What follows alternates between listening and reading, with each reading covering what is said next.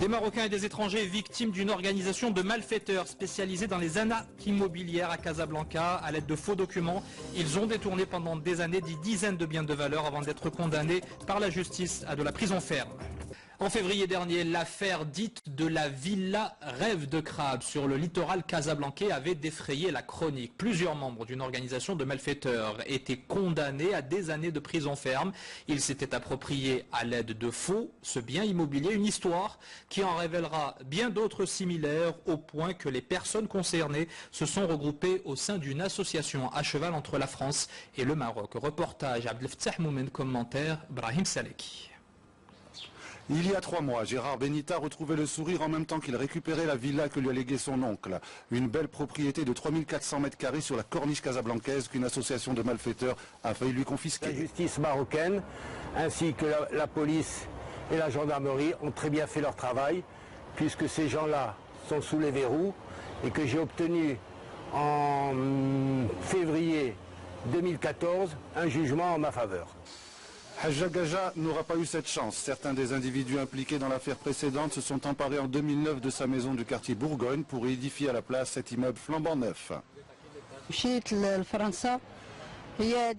en France quand mes voisins m'ont appelé en panique pour m'annoncer que la villa était démolie.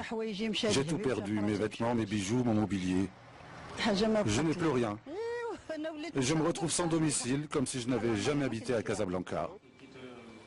Autant de spoliations longtemps ignorées qui apparaissent désormais au grand jour grâce à l'action de l'ADJM, une association de victimes, elle-même épaulée par 2 avocats, Maître Lerlimi au Maroc et Maître Soni en France. Le problème, à notre grand étonnement, a pris une ampleur considérable parce que nous avons été contactés par de plus en plus de victimes et toutes ces victimes ont fini par se réunir pour faire un poids face aux adversaires, à leur adversité et pour pouvoir se faire entendre auprès de la justice marocaine.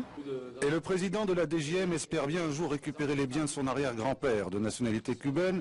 Il a donné le nom de l'île des Caraïbes à ce quartier casablancais où il a acquis 2 hectares après s'y être installé en 1907. Et il a fallu se battre pour récupérer ces biens puisqu'il y avait des avocats qui, au lieu de nous défendre, nous ont pris tous les biens. Et donc ça a été très très compliqué.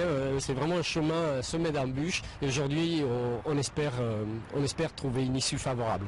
Malheureusement, ce que nous constatons, c'est qu'avec de faux documents, on obtient de vrais droits. Et à ce moment-là, il y a tout un travail d'enquête, de justice qui est fait. C'est très long.